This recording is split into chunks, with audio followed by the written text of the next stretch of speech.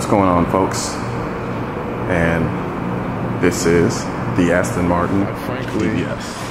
If you ask me, a number of individuals on the planet, this is probably by far the best grand touring automobile on the planet. She's just gorgeous. Here we have the carbon fiber rear diffusers with dual exhaust tip. The 20-inch alloys of Pirellis, which are specifically designed for this particular car. You can see.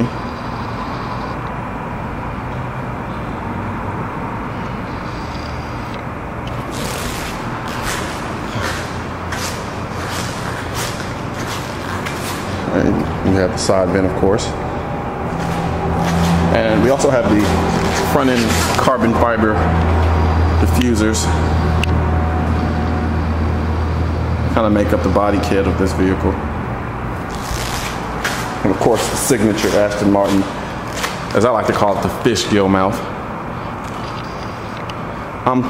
Aston Martins are kind of one of those rare cars that kind of take on a human form when you look at them from the front. There are very few cars that manage to evoke kind of a Planet of the Ape-like type humanistic feel to it. The new BMW 7 Series tends to do that. The Audis tend to do that as well, especially with the massive grills. But for the most part, there's something very personal about the front end of this car. It's a beautiful car. I'm gonna do my best to avoid any James Bond references. I think it's overdone, and I think people just need to fall away from it and just enjoy the beauty of the car for what it is. So, absolutely gorgeous car. And as we all know, we have the, as I like to call them, the handshake door release. It pops out, and of course, the Aston Martin doors tend to swan up, or as I call them, the swan doors, because what they do is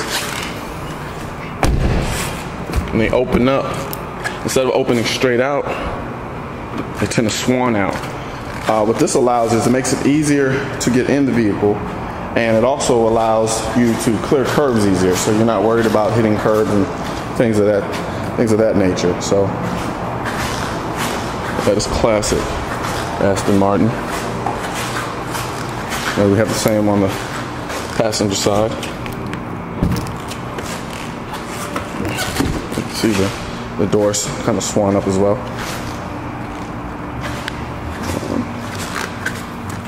So here we have, like I said before, these are all hand built. All Aston Martins are hand built. We'll do one more walk around just so get a better idea. And then we'll go ahead and jump inside and kind of take a look at the exterior. Didn't want to overlook the hood vents, the hood scoops, whichever way you're familiar with calling them.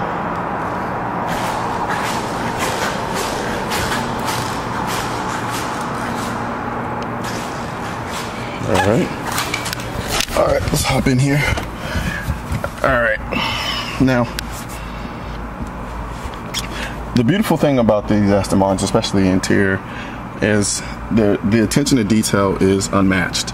I know there are a variety of other cars that engage in the same type of attention to detail, but there's I don't really know how to explain it, but it evokes a certain level of emotion, and it's almost like artwork.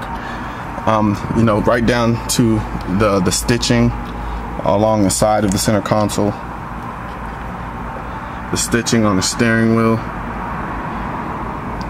Also, you know, you have stitching right above the steering wheel as well, and even the gauges are rather unique, as you can see. Now, this, you're pretty much surrounded by leather and suede.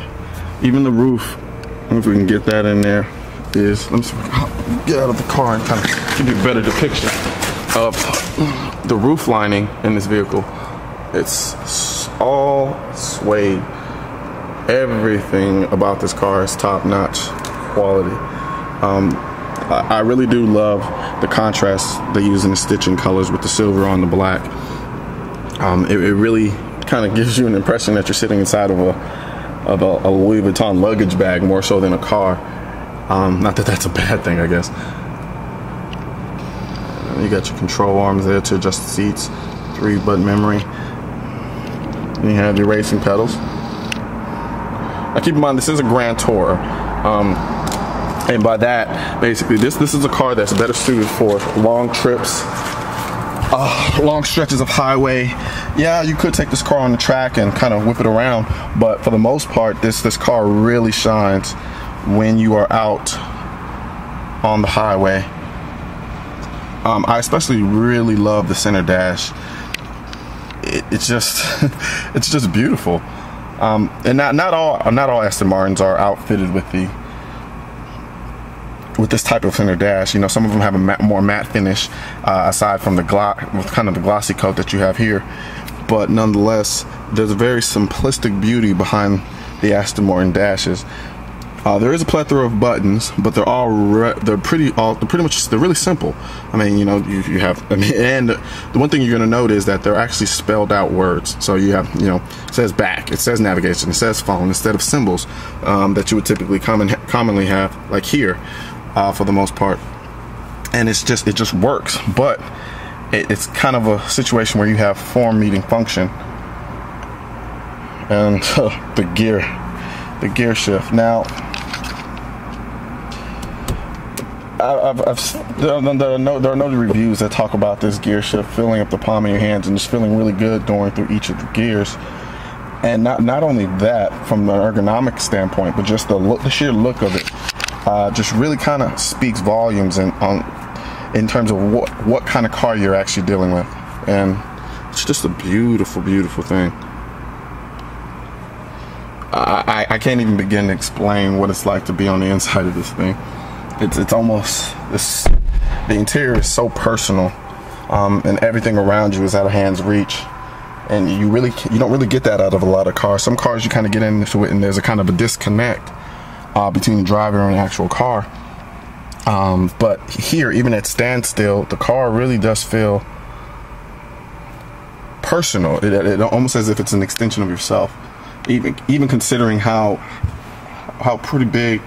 big this car actually is. So that's saying a lot, you know, especially with a driver focused car such as this. Let me go ahead and give you a look at the back. Now,